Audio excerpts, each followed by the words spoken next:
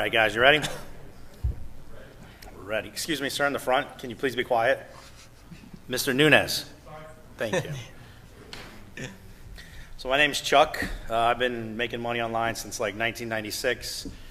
For lack of a better term, I call myself a serial entrepreneur. I own numerous companies, buy websites. I don't often sell them, but I buy them.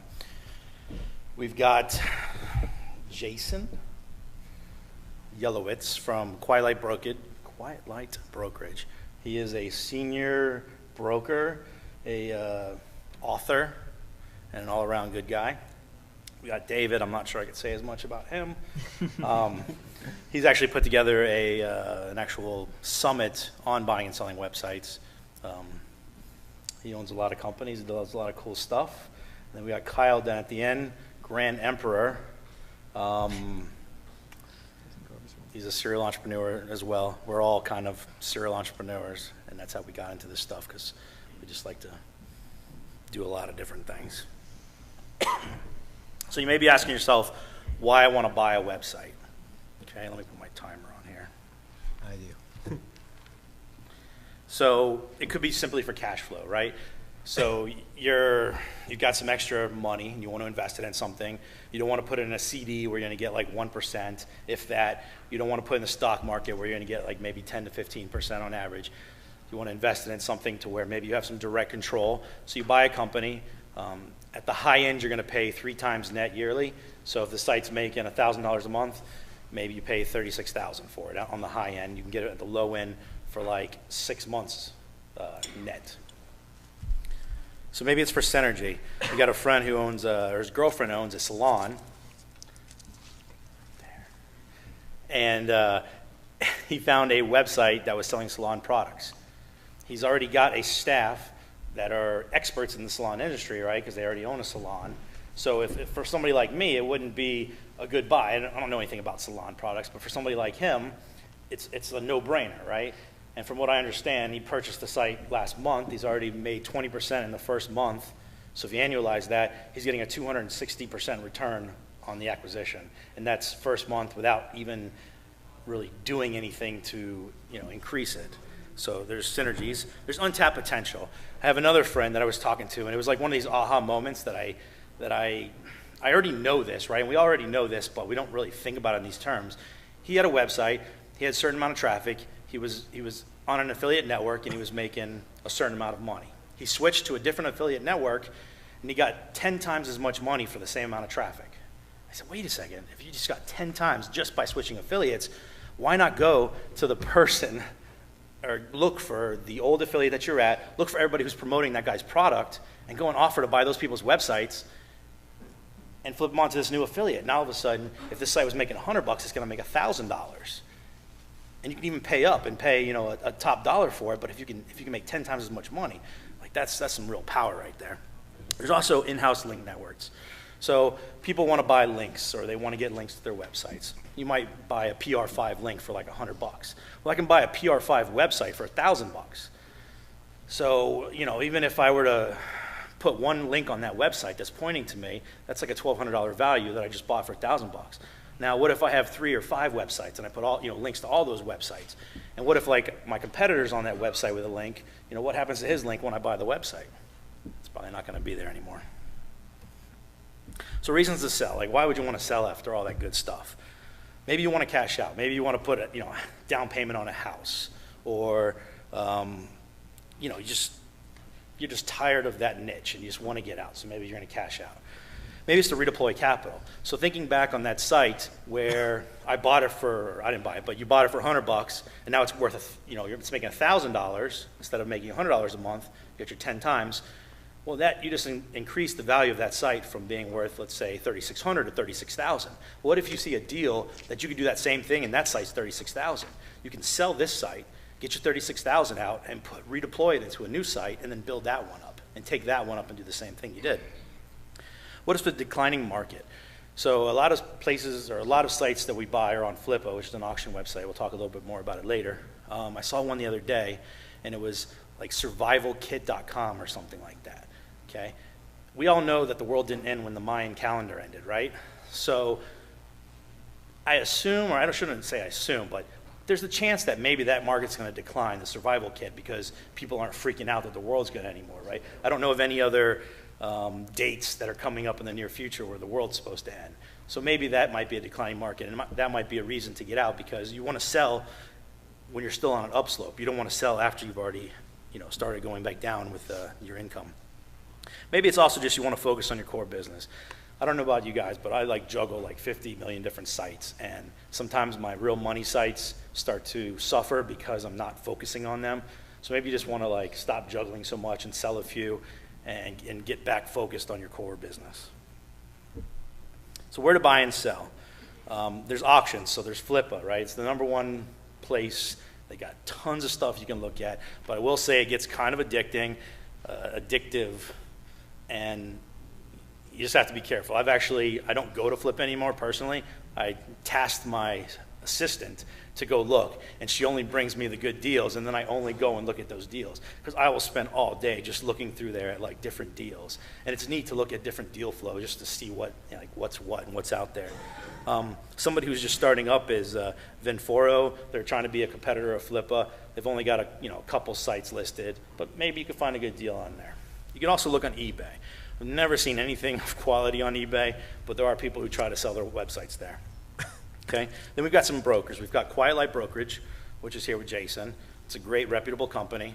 Then there's some of these other guys, Latona's, I've met him, and some of these other brokers out there. You look at their deals, see what they've got to sell, and work with them. The reason you'd want to go with say a broker versus an auction site, typically if I'm buying a site and if I'm going to go for an auction, it's going to be something in the range of maybe $100 to maybe $100,000 on the high end, maybe more. But when I'm looking for sites that are $50,000 up to a couple $1 million, I don't want to buy it on Flip. I want to work with a broker, because they're going to do some of the due diligence up on the front end. They're going to make sure that I'm not wasting my time talking to somebody who's just full of it. They're going to have verified a lot of the information, and it's worth. You're paying for it inadvertently, right? Because they're getting a commission based on the sale. But it's just kind of one of those extra steps to make sure that you're not going to get scammed. Some of the other marketplaces are cashforyoursite.com. It's a great website. It's right here on my chart. So maybe if you come up with a deal that you need to close on tomorrow, and you need some capital, and you need to get that money quick, and you have some websites that you need to sell to get that capital to purchase the new one, you want to close real fast. That's what we do. We'll close in 48 hours on a deal, if it's the right thing. And we have a network of buyers that we can, if somebody brings us a website, we can give it to our network and see if anybody else is interested that can close quickly. Buying and selling websites, that's Dave's site up here. Similar stuff. He buys websites from people. He also has some courses, information. Biz Buy Sell, they're more of a offline broker, but they also sell some online stuff. Then you got the miscellaneous stuff like Craigslist. You can find some good deals, but you have to be careful, because there's a reason they're on Craigslist. Either they don't know about Flip or any of the other stuff, or they're just trying to scam you. So you just got to figure out which one of those two it is. There's forums. You can contact site owners directly. Networking, right? We're all here. Now, we all know each other. Maybe now you know that I buy sites. Maybe you bring a site to me and say, hey, I'm looking to sell. Maybe you ask me, hey, can I be in your network? And, you want to see some deal flow of things that are brought to me or any of the other speakers. So how do you prepare a site for sale?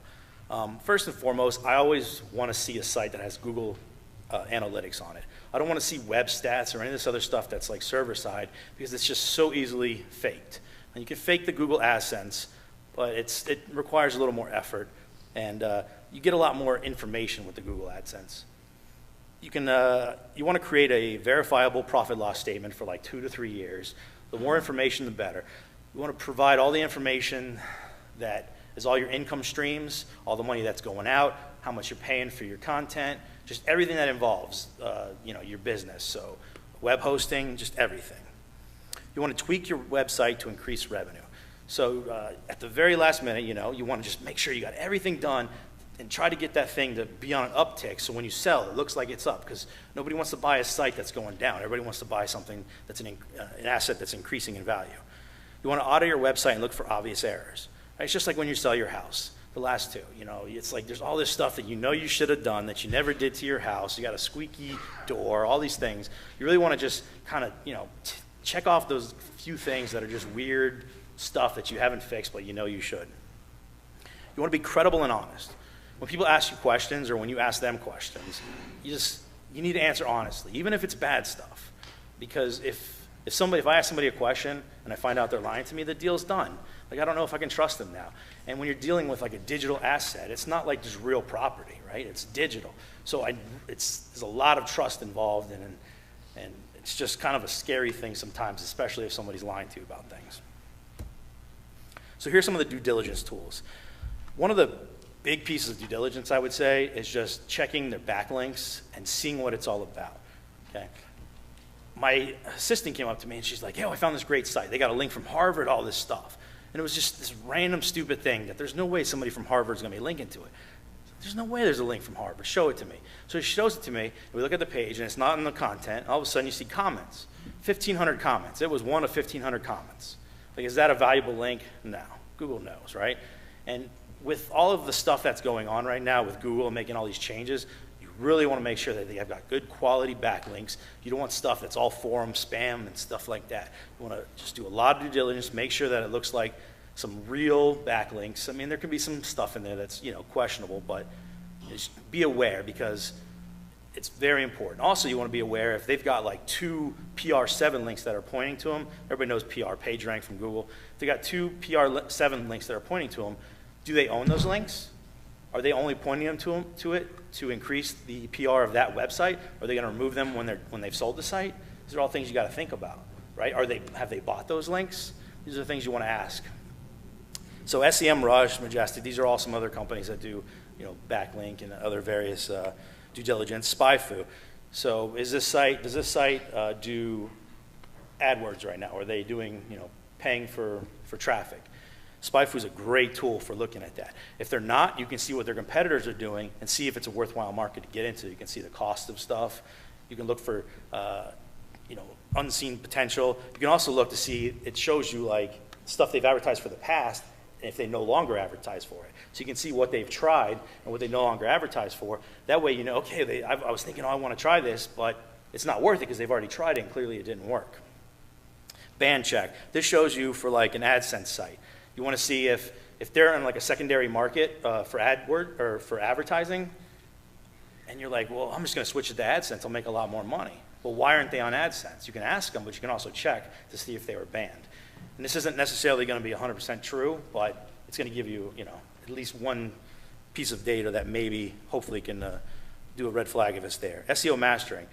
They have a bunch of cool tools. One of them is just to check PR to see if they're faking, if they're doing like weird 301, 302 redirects to increase the PR when it's not really that.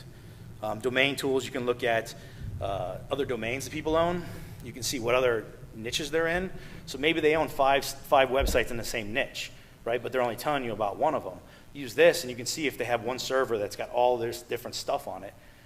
And you can see if they're going to be competing against you. Do you want to buy a site where the person's just going to keep recreating the same site over and over again?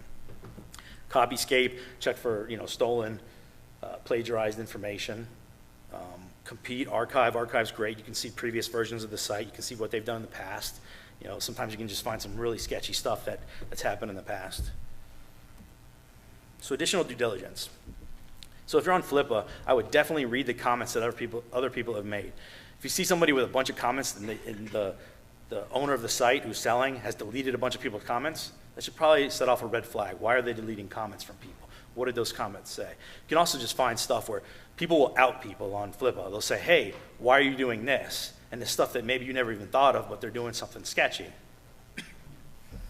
So you want to research the seller also, not just the company. You want to see if it's a reputable person, right?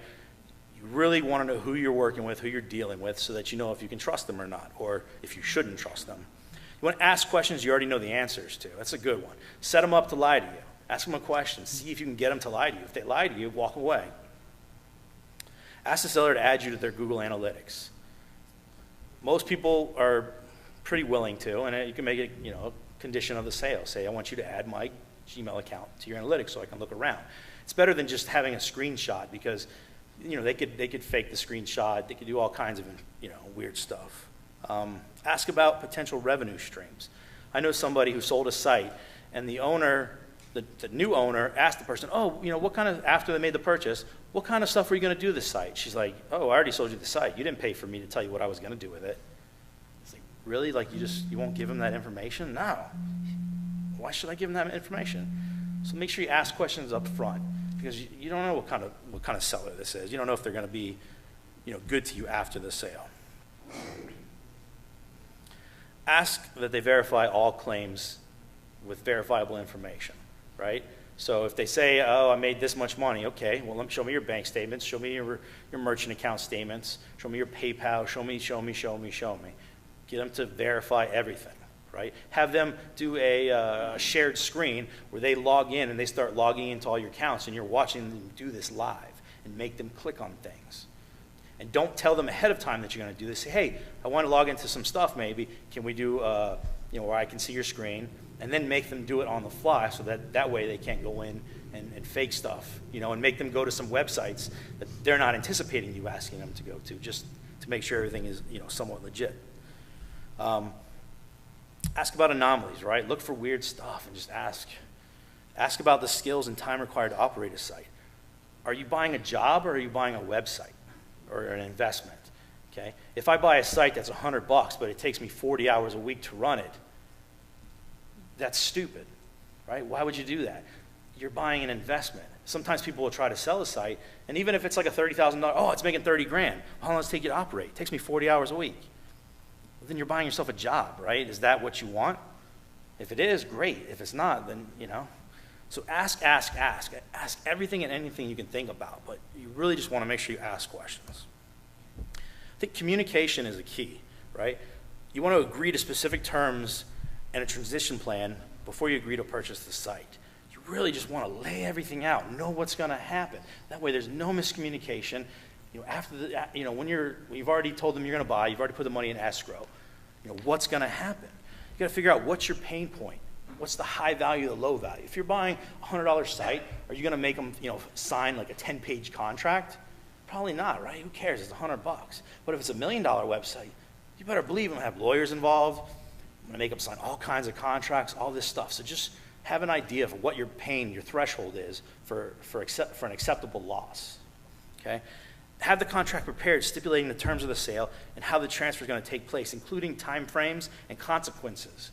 Right? So if they fail to meet certain obligations of them, what is the consequence for that? What are the payment terms, right? So maybe you want to buy the site and you say, okay, I'm going to give you X dollars up front, pay you over the next 10 years, 5%, blah, blah, blah. Figure out the terms. Is the seller going to support you after? Non-compete, non-disclosure, non-performance. Add all these things into your contract. Sending payments, right? Escrow, PayPal. If you're gonna get the stuff after you send the money, use something like this. If you're sending the money, if you get the stuff and then you're sending the money, then you can pay cash, check, wire transfer, Western Union. But those are no recourse actions, right? You send them that money, it's gone. So you want to make sure you have all the stuff you need, and that it's all legitimate, that everything's, all your I's are crossed, T's and all that good stuff. So next, what do we have? Dave's going to talk.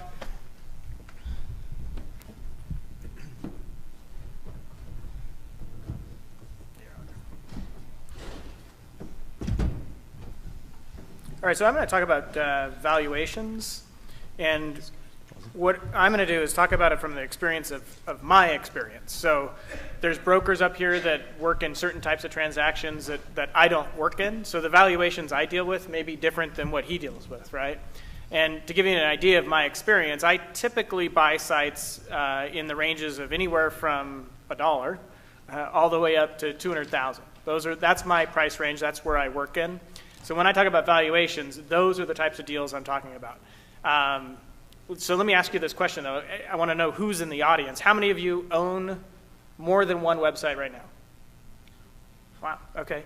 And how many of you have bought a website before? Not a domain name, but bought a site from somebody else. That's great. How many of you have sold a site? Okay. So how many of you that own multiple sites, if I said to you right now, I'll pay you $5 million for your website, we'll come up here and sign the agreement right now. $5 million. Hey, who would not do it? Okay, great. I got 3. So here's what I'm going to do. I'm going to explain to you all why you wouldn't want to sell your website for $5 million. while I present this here in a second, okay? So follow me as we go along. First off is, what is the site's value? The site's value is whatever anybody's willing to pay for it. It's really what it comes down to. And what you got to think about, I had an offline business. It was started as an online business back in 1999. And I took it online by selling a book online. That was my product. And it was a book teaching people how to go get financing and credit and build that for their businesses and go get angel funding and all that. And we took the website and ended up creating a service-based company around that. Ended up with about 50 employees. We sold it in 2008. It was actually here in Vegas for about 8 years. And what it came down to is when I went and looked for a buyer, I had certain buyers that would be willing to pay me probably 20% of what I really sold it for, and that was the main market that would have bought it. But the one who ended up buying it and paying a lot more than anybody else was somebody who saw a synergistic way of looking at that business, because they had a huge amount of clients that they could sell our product to, and they knew immediately that they would end up generating a lot more sales. So it always comes down to you just need one buyer, right? You don't need a bunch of buyers to figure out what you're going to get for it. So as long as you have one buyer at the price you're willing to accept, that's all you really need. So there's two types of buyers, though, and that's what you got to understand, is there's the strategic buyer, and then there's the investment or the investor buyer. In most cases, about 75% of the sites I buy are up to this point, although I'm switching to more of a strategic now that we've got some sites in place. Up to this point, we've been investment buyers. And let me ask you, if you were a strategic buyer or an investment buyer, which one do you think values sites probably at a higher value? Strategic. Strategic buyers, right? So, and you got to understand that when you're out there looking to buy a site or to sell a site, hopefully, right? If you're selling sites and you know there's a strategic buyer on the line and there's an investment buyer, I'd spend all my time with the strategic buyer, not the investment buyer. So, as I said, strategic buyers typically place higher values. This is one example just of many out there, internet brands. If you don't know who they are, go look them up. They started with one website and they buy strategically. They ended up going public and then ended up selling it to a private investment firm for $600 million or something like that. And it just goes to show me how big this market can be. If you can go out there and start acquiring sites in one particular niche, grow it, there's some huge opportunities there. So when it comes to valuations, investment buyers typically buy sites based on specific multiples. And I'd say it in general terms, and again, this is my experience, is 1 to 3 years times the gross revenue is what it is. That's pretty typical. So you as a strategic buyer are typically getting your money back within 1 to 3 years on average. On average, I'd say in most cases, we're typically looking at 18 times the monthly is the high end that we typically would buy in. If obviously we can buy lower than that, obviously we're looking at that as well. I've bought sites as low as 2 times the monthly net revenue. Okay, so somebody was willing to actually sell that to me. So if it was making $500 a month, I bought it for $1,000. Okay, so there are deals like that out there. It takes time to find them, but you can find them. Examples of sites that have sold, give you an idea of sites that are out there. I don't know particular revenue models behind these at the time, but I just wanted to show you that there are sites out there still selling for significant amounts of money. I mean, and these are probably brokers that are brokering these kinds of deals. And there's a few more there. Now, what are they looking for when they determine value? And when they're looking at valuations, you're looking at age of the website itself, right? How long has it been around? You're looking at the amount of traffic that goes to that site. You're looking at the profitability of the site. You're looking at the niche that it's in. Certain niches I will value higher than I will other niches. Analytics, obviously you have to go in and dive into all of the analytics, is what Chuck just mentioned. We look at the domain name itself, and then we also look at how the site is monetized. So I did a presentation last week, and somebody asked me, which sites or which niches do you value higher? And in our case, it always came down to how that site was monetized. If it was strictly just one monetization method, we may value it actually higher because we know there's other ways to generate revenue on that site than just one. So we could value the site higher because we know we could immediately turn that into a higher profitability on that site by adding a couple other revenue streams to it. Does that make sense? Okay. Now, the things that aren't relevant, and this is where the negotiation piece becomes really tricky with people. We actually just got through a deal that fell through because the guy that wanted to sell the site to us had 8 years into the site. And when he has 8 years of blood, sweat, and tears into the site, what do they think the value is? They think it's way up here. And the reality is it's only doing a certain amount of revenue. And I don't care that you put in $100,000 into programmers to build a site when it doesn't have any revenue. It's still, so what? You haven't proven necessarily that there's traffic going to come to it with a $100,000 program behind it. So the traffic, the revenue, those are things that matter. The irrelevant things are how much money you've actually dumped into the site. It doesn't really matter to me as a strategic buyer or an investment buyer. Okay? Now, if I was looking to buy a site strictly for the asset itself, that was like some type of program behind it, and that's what I was buying, well, that's a different story. You're buying an asset for a specific reason. When we're talking about websites, you're really basing it on how much traffic, how much revenue, and the potential, and obviously the history of it as well. So whatever that perceived value that seller has, in a lot of cases is not relevant to me as a buyer. I could kind of care less what they think it's worth. I have a perceived value of it. Now, how do I actually go through and determine the value of a site? We actually have a spreadsheet, and we did what we thought was the best approach, which was to do whatever Google does in their analytics. We thought, well, if they look at backlinks, we're going to look at backlinks. If they look at amount of time on a site, we're going to look at that. If it's bounce rate, we want to look at that. So we did all the things that all these marketers and all the gurus say that Google's basing their algorithm on. We listed them all inside of a spreadsheet. And then we also put in niche, we put in the monetization methods, all those things, and then created values next to each one. And then have one of our assistants goes through and actually scores the websites that we look at, and it kicks back a value and a price point on it and says, here's the multiples based on that you would end up having attached to this. And so when it comes to us as a buyer, we're looking at it saying, okay, well, our spreadsheet and our system says it should be a multiple of 12 to 18. So we're not negotiating anything higher than that. So, and anybody can do that. It's a pretty simple process. You just go find out what everybody's looking for websites and how they value them and dump it into a spreadsheet. Assigning value, it's not the price, it's the terms. Okay, so what I mentioned earlier is that I would buy your site for how much? $5 million. Okay, so, and many of you other than 3 said that they would take the deal. Here's what I would do though. I'll give you $1 today, and I'll pay you 10% of the net profit until you reach $5 million. Now, how many of you are still in on the deal? Nobody, right? So I could come up with any amount on the price, and it doesn't really matter. The price is irrelevant in almost every case. Okay, it's the terms that matter. And I've in the one particular deal that I did back in 2008, where we sold the offline business. It came to something like that, and not in that aggressive of a viewpoint, but when they came up with the price, they threw out the price up front, and they sat there on it. And I was like, oh, yeah, this is great. I'm totally excited about it. And they waited probably 30 seconds before they got my reaction. And I said, so, well, what are the terms? Well, now here's the terms. It's a 5-year earn out. It does this, and they went through all. And I'm like, oh man, it's not as great of a deal as I thought. Even though it ended up being a good deal once we got the negotiations done, hearing the terms makes it so much different. Everybody understand that?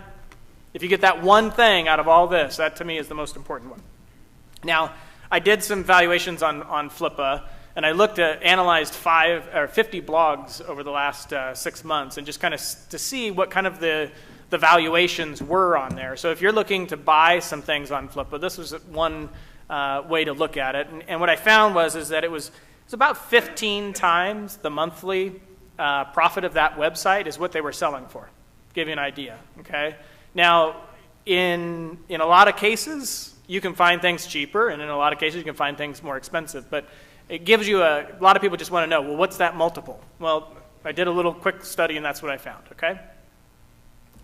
How to increase the value? Valuable content, obviously, is key. Second is increase the traffic to that website once you get it. Properly monetize the site, which I think is the most important one, because even if you have low amount of traffic, if you can increase the monetization on that, increase the value of that, you're going to end up increasing that value of that website dramatically, okay? And obviously going back to perceived value versus actual value. Check my time, I'm almost here. So key metrics for buyers. For me as a buyer, things that I look at page rank. It's not the most important thing to me and not necessarily even on the top 10 list, but page rank is definitely one of the things that we will look at and create a value to. It's one of the metrics we look at. The other one is domain authority and page authority. So the page authority and domain authority are, to me, critical pieces when we start strategically buying. So if you don't know how to find domain authority or page authority, just go online and look up how to find page authority. But those are critical in terms of valuing a site. I'll tell you right now, those are, to me, some of the most important ones. And obviously now social followers or social following engagement that site might have. A site might have 50,000 Facebook likes or something like that, and those are now very, very important to us as well. And that's it for valuations. And now Kyle's coming up to talk about his here. Flip over to yours. Thank you. Appreciate it. Yeah. Well, good afternoon, everybody. My name's Kyle Wakefield, and I've been doing this for several years now, buying and selling, predominantly buying. And I want to talk to you about two topics that, to me, are kind of the crux of this whole process, which is negotiation. And then a second one, which I like to do, is finding sites to buy that aren't for sale, which seems kind of like an interesting thing when you first hear it, but it's really, in my mind, the best way to buy sites. So I want to start with negotiation. The first thing that's important to remember when you're negotiating, and I tried to pick things that were universally true, that weren't just focused on buyers or sellers, but were kind of things you could just all take away. You really have to go into it thinking it's not a zero-sum game. There are times when you're negotiating something where you feel almost that for you to win, the other person has to lose, and really nothing could be further from the truth when it comes to a good deal for a good site that you're buying. You don't want to go into it treating the other person like you want to extract every ounce of money and value and for yourself. And if you do, you're going to find that it's not going to be a good process, and most likely it's not going to end up being a good deal for you or for the person who's selling. Ways you can kind of help address some of that are just you want to be professional with people at all times. I've done this for several years, and there's been, along the span of that, I've dealt with people that have been all across the board in terms of emotions and how they're professional and how they treat me and vice versa. I always try to be professional, calm, collected in how I'm interacting with them, especially because the main way I buy sites is through soliciting people that are not selling, that are not listing their site for sale. And that creates a whole different set of challenges when you've got to try to get someone to the frame of mind of being okay with the notion of selling their site. So just be professional at all times. The other thing that I think is, for me personally, and again, I'm kind of like David. I like to spend a lot of time, I know David personally. We've done some business together, and we both are people that like to talk about just things we've experienced, and as opposed to theory and things that, sound good on paper, but things that we've actually gone through and done. I've found that whenever you are dealing with a site, you want to be professional at all times. It's always good to kind of know when and how to take things to the next level. And I'm going to talk a little bit more about that in a minute, what I mean specifically with that. But you also want to make sure you state your values, your intentions with the people up front so they know where you stand. They know what you're trying to get out of the deal. And you also want to make sure that you understand what their values and intentions are. Whether you know it or not, people are not always motivated by money in this. It's not about, hey, I want to get the highest price for my site. It could be a number of things. It could be they want to just have more time. They want to move on to some other project. They want to just diversify some of the sites they have. There could be a number of reasons. So we tend to get wrapped up with money and thinking that money is kind of the hinge pin that all of this rests upon. But it's really not. So keep that in mind as you're talking with prospective sellers, that may not be money that's their motivating factor. And you want to make sure, as the buyer, you can find what is that motivating factor. Because the quicker you find that, the quicker you can present yourself as the person that can help them get that. And again, like David said, the key in this business is the best possible terms at the best possible price. You know, we get hung up on price, and we think that's kind of the big thing. It is to a point, but you also want to make sure that the terms that you are putting together in that deal, those are equally, if not more important, to make sure it's beneficial for you and the seller. How many of you guys have heard of this phrase, the frog in the boiling water analogy? If you put the frog in, you turn it up. Of course, it's a metaphor we hear all the time, and I was curious if it was true or not. I went and Googled it. It looks like it's not really true. It's just a metaphor people use. I'm glad you Googled it. You didn't try it. Yeah, exactly. I didn't try it. But what I found is that it's a good metaphor that applies to what we're talking about here. In that when I'm dealing with someone, when I'm negotiating with them about price or terms or any of this kind of thing, I kind of think of this picture in my head. It's like I don't want to quickly jump to the end. I don't want to quickly take them to a place that they're not, or I'm not ready to go to yet. But I kind of want to slowly turn up the heat and know when to take the conversation to the next level. Know when to move from just the kind of initial connection, hey, how's it going? What's the story kind of thing, to, okay, let's start talking specifics. Let's start talking about price. And I kind of call this, you want to be in control while making them feel like they're in control, if that makes sense. I don't mean be manipulative. I don't mean be subversive. But especially if you're talking about high value sites, you've got people that understand there is value in what they have. So you don't want to come on like you are the guy who knows everything and you're telling them how things are going to be and you're dictating this, that, and the other. You kind of want to feel them out a little bit, see where they are, see what they're open to, and then try to control the broader situation while giving them control on some of the smaller things in between. Another big important thing to remember is that in negotiation, it's a dance, it's not a sprint. You know, I cannot tell you the number of times, and I've messed this up myself personally, when I've tried to go into something and quickly jump to price, and it just completely alienates the person I'm trying to deal with, because they're like, well, I don't even know you, so why would I start talking about that kind of stuff yet? This also plays heavily in with how I buy sites, which is kind of the next part I want to talk about. Before I get there, I want to ask you this question. I don't know if y'all have heard this statement before, but would you say this is true or false? He who names the first price loses. Who would say that is a true statement? Okay, who would say that's a false statement? About the same. Who doesn't really care? Who doesn't really know? Okay. You know, the guy that kind of showed me how to do this business, that was a big saying he had. And so, of course, when I heard it, I was like, well, okay, that must be how it is. He who names the first price loses. So I would go into every deal like consciously like, okay, don't say price, don't say price, don't say price. And what I found is that, you know, that works to a point. But at the end of the day, you know, you don't want to be so guarded with everything you say that you come off like some robot who has zero personality and can't relate to people. So I would say, generally speaking, if I'm the buyer and I'm soliciting someone to buy their site, I try to not name a price unless they absolutely want me to. But here's what will happen, and we're going to talk about this more in a minute, but if you're buying a site privately and someone says, well, listen, you came to me, I don't really know what the thing is worth, you have to give me a price, then the best thing you can do before you know more about the details of the site is to give them a very broad range. And just say, well, sites like yours, on average, can go from anywhere from this to this. And it could be a big range.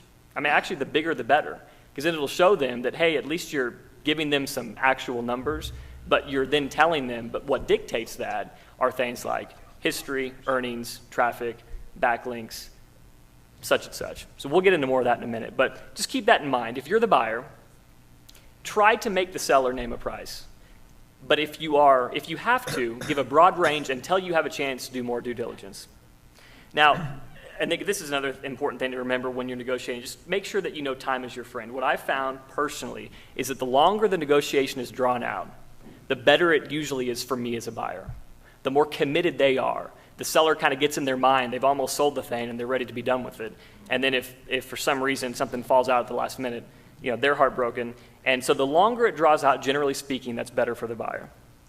Now this is a topic that I'm fascinated with, and I think I would highly, highly recommend you all take away something from this, not because it's earth-shatteringly important, but because it just works. And it's a way to, when we look at business, I mean, we all know business is not easy. Making money is not easy. If it were, everyone would do it. And so when we're talking about a topic like buying and selling websites, there's marketplaces like Flippa that are great, that have all these amazing sites, but then you're dealing with public information, and marketplaces are pretty darn efficient. If something comes out there, there's going to be a lot of people that are going to want to buy something that's of value, right? Especially in a public setting. Well, imagine if you could go and solicit someone to buy a site that's not for sale, that they haven't even thought about selling, and that you can buy it without anyone else knowing about it. I mean, not only is that the best kind of site to buy for my money, but it's the way I've found the absolute best deals over the years I've done this. So I kind of want to walk you through the process and how that works. So when I say buying sites privately, for me, it is key. 80 to 90% of the sites that I've bought over the past few years have been privately. This does take time. It's not an easy thing. I'm going to walk you through in a minute kind of how I do that. But it's just the best way to do it, and a couple reasons why. A, you've got a site that's not for sale, so there's not people bidding against you. But B, when you do this right, you can go through and find sites that site owners have kind of left, they've kind of just put them off. They haven't really spent a lot of time on them, that may still very well be getting good traffic, maybe revenue, but they've almost kind of left them just to die, and they don't really know what to do. So you may be kind of a white knight when you come along and say, hey, I'd be happy to buy this thing for you. And they go, well, hey, I've never even thought about that, but I don't have time for it anymore, or I've never, the person that was working for me, quit. You'll be shocked at the stories you'll hear from people. One story that's kind of funny about this, just to prove how valuable this can be and why the price thing, I should have said this a second ago, is so important. A couple years ago, there was a site I was looking at. I do a lot in the WordPress space now. We develop themes and do a lot of stuff in that space. But there was a site that I was looking to buy, and it was a great site. And just from the little I knew about it, I probably would have paid $5,000 to $10,000 or more, just from the traffic that I could tell it was getting. Well, I emailed this guy, and he emails me back, and he goes, first he goes, well, what site were you talking about? He goes, I have 100 sites, and I have the same contact form on every one of them, and I don't know which one you were asking me about. And I hadn't named the site in the email, so I didn't know what he was talking about. I'd sent out probably 20 emails that day. So we were both sitting there like, I don't know. And so finally I said, well, do you have any sites in the WordPress space? And he goes, oh, yeah, I've got this. And we finally narrowed down which one it was. And so that was kind of funny. But then I go, so would you be interested in selling it? And he basically was like, yeah. And I said, well, is there kind of a price you have? And this is all email. We're not talking. So in my mind, I'm thinking $5,000 to $10,000 at least, probably even a little more. He comes back and he says, I'll sell it for $800. And I go, that's the great thing about email. You can't show, there's no emotion. So you can just kind of, I was jumping around in my office in my head, but I take a while and I email him back and I go, okay, I guess I'll do it for $800. And then he goes, well, now that I know you're interested in it, maybe I'll just list it on Flippa and you can go bid on it. And I was like, well, I don't really think that's fair. Here, you said you do it. So anyway, we agreed on $1,200, which was still an unbelievable price. And, that proves two things. One, it was a private site. He wasn't trying to sell it. It was just one of his 100 or so sites that he had. And he was happy to get rid of it because he just wasn't maintaining it anymore. And two, when it came down to the terms and the price, I really was, if I would have come out and said, hey, I'll pay you $10,000 for it, I have a feeling, knowing this guy, he probably would have gone, if he's thinking 800 and I say 10,000, any smart person's going to go, well, shoot, maybe this thing's worth a whole lot more than I thought, so how about 20,000? And then, it would have not been a good deal at that point. So the takeaway from that is really to take each deal on a case-by-case basis. All these things I'm saying to you are good, just general things to know, but every person, everything is going to be different, so just keep that in mind as you're going through. So here's what I do. I go to Google if there's a niche or a site or a market I'm trying to get into, and I just start searching organic listings. Now, obviously, we know in the post-Penguin, post-Panda world, we have a lot more challenges to face than we did years ago. So you want to be real careful with what you're doing. But this is what I do. I go through, I find 30, 50, 100 sites. I will send out an email that is something like this, and I'm just going to tell you real fast so you can know it. It just says, hey, so-and-so, I've got a rather strange question for you. Have you ever considered selling your site? I know this isn't something you get asked every day, so I don't need an answer right away, But if you'd be interested in talking more about it, I'd love to chat with you. Let me know. That's it. And my goal with that, and your goal with that, should be a response.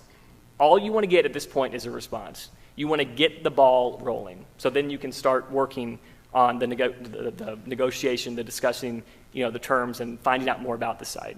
What I found is that email works great. Because, we all probably get 100 emails a day. We read half of them. And if it's a long form email that's like 12 paragraphs and you're trying to, do all this stuff, they're not going to read it. And they might not even get it. So if you send something short and sweet and just try to get the ball rolling, more times than not, you'll find that can at least get your foot in the door. And that's really the point with this, with that email, is to get your foot in the door. The final thing is just, when you get that response, if you get that response, remember that at this point, you have to interview them just as much as they're interviewing you. Don't think just because you get a response, like, oh, hey, this is a great sign, I need to sell this, I need to buy this thing, or whatever. That's when the work begins. That's when you get to start finding out more about their site, finding out more about how they've made money, this kind of stuff. Finally, I would just say, don't buy or sell out of emotion. We can get really tied to deals all of a sudden, and we feel like, oh, I can't let this thing go. I've spent too much time, working this out. If you find yourself feeling that way, then you probably could use some objective third-party advice of just helping you look at it through a rational lens. You don't want to overpay, obviously. You don't want to operate out of emotion.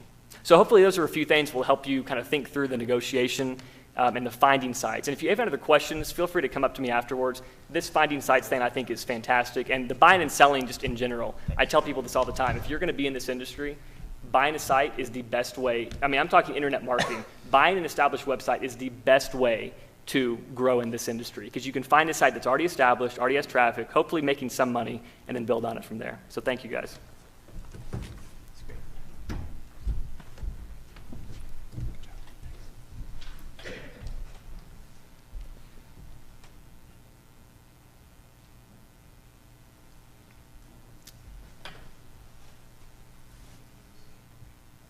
Okay, hi. My name is Jason Yelowitz. I'm a broker at Quiet Light Brokerage. So far, most of what we've heard about is buying sites. You buy enough of them, you do a good enough job, eventually you might think about selling your site. Now, we know about the marketplaces, Flippa, and some of the others that Chuck had mentioned. Those are great if your site is relatively small. If it's worth $500, $10,000, $20,000. Once you get to a certain size, maybe 200 grand, $500,000, something like that, it's probably worth talking to a broker, because we tend to attract not only a different type of buyer, but we can often help you, get things in order so that you can sell for top dollar, and usually more for a cash deal as opposed to some of these earnouts or seller finance deals or that kind of thing. My personal history, I was a super affiliate for 4 years. I had a site that was phenomenal. It was making, on average, about $2 million a year in profit. Took 30 minutes a day of work. It was incredible. Of course, I wanted to cash out. I wanted to sell it, and I blew my opportunity. I didn't know how to sell it. I didn't know how to find a buyer. Next thing you know, the industry I was in, which was real estate leads, we all know what happened to housing, off a cliff. So I determined I'm going to figure out, how do you do well when you want to sell a bigger site? So ultimately, whether a buyer is a strategic buyer or an investment buyer, the big question they're asking themselves is, how much money am I as the buyer going to make in the long run? It's not all from cash flow. It's cash flow plus resale. So even if you have a site that was worth this much, but it's a little bit on the decline, it still has value. The value has gone down for sure, but a buyer can still ultimately earn, X amount from the profits and then resell it and recoup their investment. So one thing that's important, as I think Chuck mentioned, no one cares what you think the potential of your site is. What bigger buyers tend to care about is, what have you actually done? What are they going to get out of the site? And the real answer is, nobody knows for certain. It's all estimates. Everybody has metrics that they use to try to determine it, but no one knows for sure how much is the site going to make over time. So we've already had enough people talk about what buyers look for and what metrics they're looking at. Some of these are out of your control, but there's a few things that are well within your control that can seriously increase the value of your site. I'm going to jump to number 3 on there. The quality of the bookkeeping. It blows my mind when I see a site that should be worth $1 million and the seller doesn't have a profit and loss statement, and when I ask him or her to get one, they send me something in Excel that they put together in 20 minutes where they estimated what they've earned for each month of the last 3 years. It's not the way. If you want to get top dollar, hire a bookkeeper. Costs a couple $100, and it buys you so much more credibility with big buyers. The other 2 things I'm going to get to that you have some control over are the last 2 bullets. So the seller's demeanor and candor. This is huge. I think the question to ask yourself is if you were going to spend $1 million on a site, are you going to buy from a seller that you think is shady? Obviously, the answer is no. No one will do that, but very often we'll find sellers who they don't want to reveal things. I had one guy who gave me a fake name. He actually signed a contract, and after I brought him an offer that was multi-million-dollar, I found out what his real name was. That deal did not close. The guy was a scum. Don't be a scum. Buyers are pretty savvy at this level, so they're going to use their gut feel. So you want to be the kind of person that you would want to work with if the roles were reversed. So what are some things you can do to give yourself the credibility to try to get top dollar?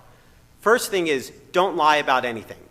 Very, very few businesses that are actually for sale are perfect. There are perfect businesses. Usually they're not for sale. So don't be afraid to explain to your broker, look, here's why I'm selling. Things declined a little, or I had a rough month, or I got hit by a Google algorithm update. If there's bad news, it's important to disclose it early, and I'll give you an example. Last Wednesday, I launched a new site. It was valued at around $500,000. We sent it out to our list of buyers. An hour after we sent it, the seller sent me an email and said, oh my gosh, I left out a massive expense in my profit and loss statement. So he disclosed it early. He wasn't trying to hide anything. It was an honest mistake. I sent emails to all the buyers who had inquired on that, and I said, guys, we screwed up. We left out this big expense. Here's the correct numbers. We're lowering the asking price. We're very sorry about it. It was an accidental mistake.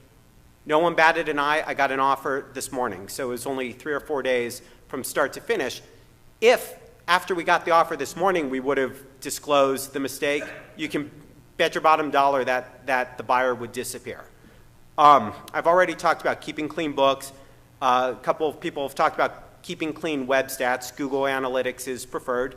And then the other thing is to do your prep work and have reasonable expectations. I'll meet sellers who have a fantastic site, and they'll call me and say, okay, can you get this sold in a week? No. On Flippa, sure. If you've got a site worth $1,000, Flippa will get it sold in a couple of days. If you got a site that's worth $500,000, buyers are going to want to take their time. They're going to want to get to know you. They're going to want to kick the tires. So take the time and organize ahead of time. Be prepared for the unexpected and have reasonable expectations. Buyers are going to ask for a lot of data. They're going to ask for access to your Google Analytics. They're going to want to see your profit and loss statement. They're going to want to know the PIN code on your ATM card. Probably not the last one. But it's important to realize that if you do things right, the odds are in your favor that the site's going to sell. The natural tendency is to be paranoid and say, well, wait, I don't want to share that. The numbers are in your favor. If we have enough buyers looking at something, the odds are one of them's going to want it. It's going to make the other person want it a little more. So it's important to kind of get comfortable with the concept of sharing.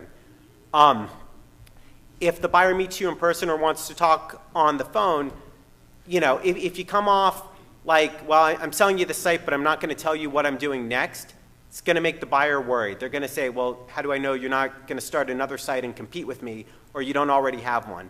The more you can get to know them on a human basis, the more they're going to trust you, the more they're going to pay. And what I mentioned before is, put yourself in their shoes. Once we're up to a certain level of site, $500,000, $1 million, would you pay that much money for your site if you didn't already own it? And if not, what would it take to get you to feel comfortable doing that? So another rule is, in today's market, don't be greedy. You want to go back to 2007? Be greedy. Today's market is a different world. Generally, buyers aren't going to fight for a deal unless it's underpriced. You know, we do get bidding wars. Very often that means that the site was underpriced. In general, buyers have to get more comfortable. They're not going to fight for it. There does tend to be a market value on sites. As I think Dave pointed out, with strategic buyers, they'll often pay more, but there's an irony to it. To get a strategic buyer to pay more, they need to call you. We've experimented with this, where I've called them, and what goes through their mind is, oh, you must be desperate. I'll make you a low-ball offer. So if you're actively trying to sell your site, there tends to be a market cap, kind of like with your house. If you try to price your house double the market, no one's even going to come to the open house. So if your needs are greater than what the market will bear, don't sell it. All right? Otherwise, you're probably likely to be disappointed. Most of the deals that we put out there where we follow the rules do sell, probably 75%, give or take. But I want to give you a couple case studies of sites that did not sell. So I had a site. It was one of these press release sites. It was very good. We got through due diligence. The buyer was happy. The seller was happy. The buyer stumbled upon there was a minor lawsuit that the seller was involved with a couple years ago. Wasn't the seller's fault. The seller settled for a couple $1,000. It was some sort of a patent troll thing. The fact that the seller did not disclose this killed the deal. So this goes back to what I said before. If there's bad news, disclose it early and often, because that'll buy you credibility. I had a web design site where the guy wanted to sell a couple years ago, and he was willing to take a price that was way below market value. But the thing is, he wanted to trade that to find a buyer that would not do due diligence. So if I said to you, look, my site's worth 200 grand, I'm going to give it to you for 100, but just take my word on the numbers, what would you do? Exactly. We did not sell it. And ironically, we attracted probably the worst buyer that we've known, a guy that does due diligence ad nauseum, and has done that and walked away from 6 deals. So it backfires. You cannot trade, you know, giving the buyer an opportunity to double check things for price unless you're at the very low end. And then the last one I told you about, this was a site that was worth millions. We actually got offers, but the seller was so sleazy, lying about his name, his location. He didn't have a phone number. You know, it's like he was living in the Batcave. That ultimately, not only couldn't we close a deal, it's unclosable. We worked with other brokers. Nobody could get this thing to close. So, you know, if I had to conclude, the most important thing, be real and be realistic. And then also be prepared. So once you get the offer, we're not done. The buyer's going to do due diligence. They're going to double check the things that you've told them. They're going to double check the numbers, the stats, and I describe it as it's like a colonoscopy, but not as fun. They really dig in pretty deep. And sometimes sellers are surprised by that. It's important to be prepared. Due diligence is not fun.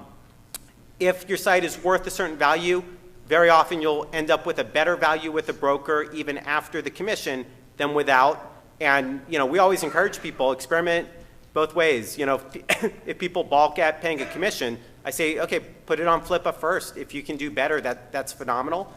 Generally, our market studies have indicated we can get you a better value in general. And then finally, let the system work. If you are working with a broker and he or she is giving you suggestions, you know, some people put up their defenses and say, no, that doesn't apply to me. In general, it works, and when we follow the system, most of the deals close. Okay, thank you so much.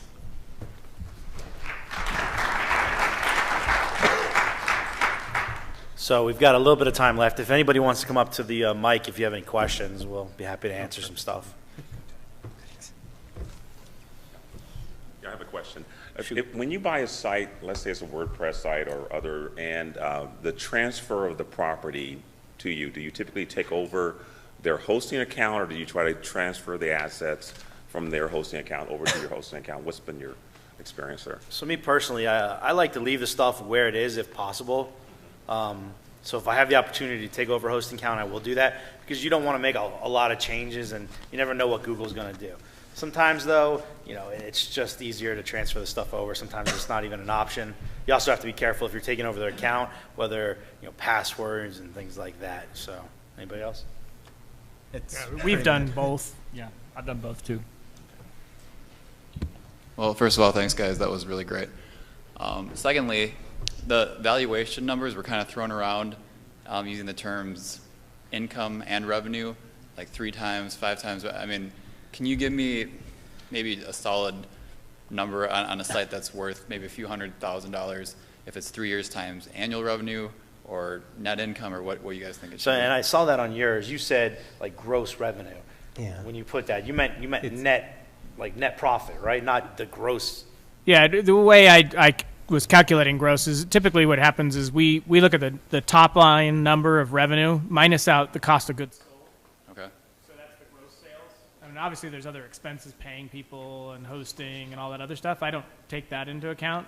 It's in a lot of those sites out there, it's that cost of goods sold that I will take out. The rest of the expenses I don't. But that's me personally. I do that. And how many times, I guess, what was the number? Yeah, for us, it to give you a solid number, it depends. So there's some sites that don't have any cost of sales to them, and so it's different. But for me, on average, we're in the, say, 1 year is probably on average our number that we look at sites for. What we typically see in our brokerage is we calculate what's called seller's discretionary earnings. So that's your bottom line profit, but then we add back, like if you're paying yourself a salary, that's discretionary. We're going to add that to your profit. If you're making your car payment out of your business, we're going to add that back.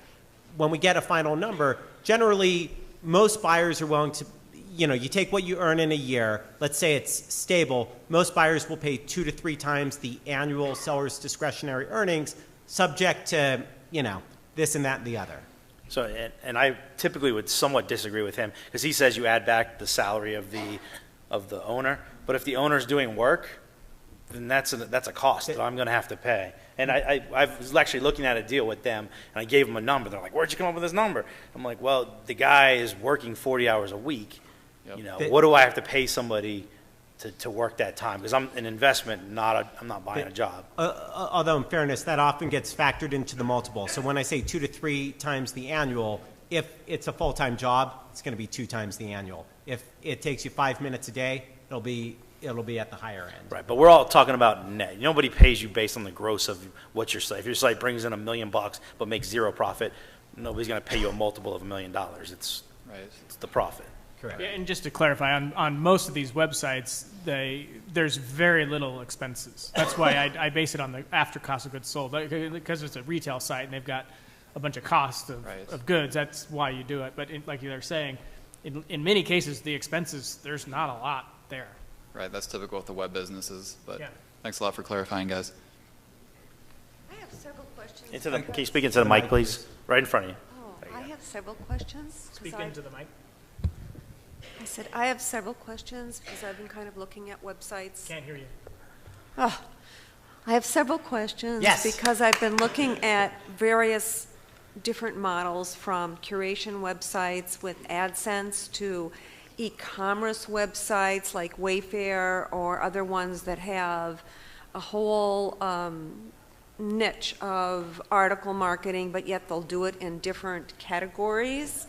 So, and then I've looked at just product sites that might hit every single different, like in the furniture industry or things like that. When you talk about your buying websites and things like that, they all have their own different issues, whether it's returns or whether it's hiring people for content. What is the value, or how do you figure when you buy a site how much you have to spend to increase the revenue? No one ever talks about how much money you really need to increase it. You bought it, that's great, but then you've got to make it grow. How do you figure those things, and how do you do it with in an automated site that might be curation with AdSense versus Wayfair, which is a huge company that does a lot of branded items, or drugstore.com, which has several that they purchased? How do you do that? Well, the first thing I would say is that's a pretty hard question to answer like that because it really does. I mean, I tend to focus on sites in one particular vertical.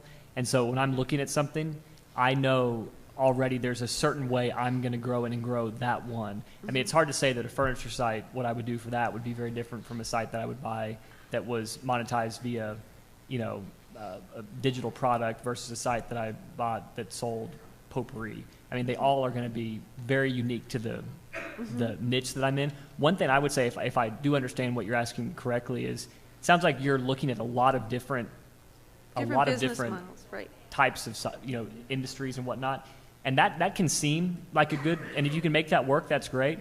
For me, I've found anytime I can really find one or two key verticals and kind of stick within that and get really good at identifying undervalued sites in that vertical and then growing that, I find that it's easier to build up a considerable business that way than to try to find sites in many different and non-related verticals and try to increase revenue there. But to answer your first question, there's not really a set number when I buy a site that I say, here's what it's going to take me to double the revenue. Because there are some sites that I've bought that have no revenue, but they have a lot of traffic. And that traffic is worth something to me. So then I kind of, based upon what I know, since it's in a vertical I'm already familiar with, what I know the other sites have taken me to either add a product to sell or to add more affiliate offers to promote. It gives me somewhat of a benchmark to start with because I'm sticking within a vertical I'm already somewhat familiar with. So like if you were in the finance business, everything would be vertical, all the related products to finance, for example. Correct. I would try as much as I can to stay within that financial umbrella of sites. What do you consider a good I'm sorry, amount- we're What do running you out of time. oh. Can we just get to the next question? Just come up and ask afterwards if you could. I'm sorry. Thanks, guys. I have a question about domains. I assume that we're talking about websites here. These are like thinking about real estate. They're cash flowing rental properties as opposed to domains, which is like raw land, right? So understanding that that's a different kind of animal. Working with a large portfolio of domains, any advice as to how to, value these domains? And secondly, low cost, high volume ways to get them up and going. At our brokerage, we hardly touch domains. We've sold a couple premium domains. The truth is, from what I can see with domains, it's a lot more like horse trading. It's a lot more what will someone pay, which is how Dave started off, as opposed to the cash flowing websites. There are experts in this. I think Cedo.com is a good place to look. There's a forum called dnforum.com. And I think there's going to be people that are very knowledgeable from the selling perspective in those places. And I would kind of go along with what David said earlier about, you're going to get more money if you have somebody approach you as opposed if you're trying to sell. So, and we've just been told that we're out of time. So if you have some specific questions you want to come up and ask us,